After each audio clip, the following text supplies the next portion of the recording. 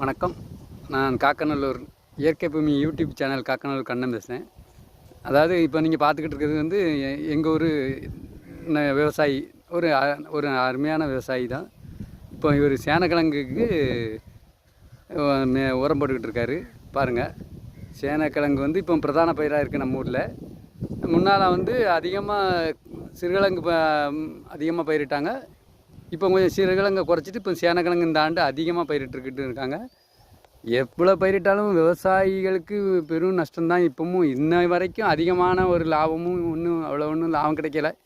இருந்த போதிலும் விவசாயத்தை ஒரு காலமும் விட போகிறது இல்லை அப்படிங்கிற ஒரு முயற்சியில் தான் விவசாயம் பார்த்துக்கிட்டு இருக்காங்க.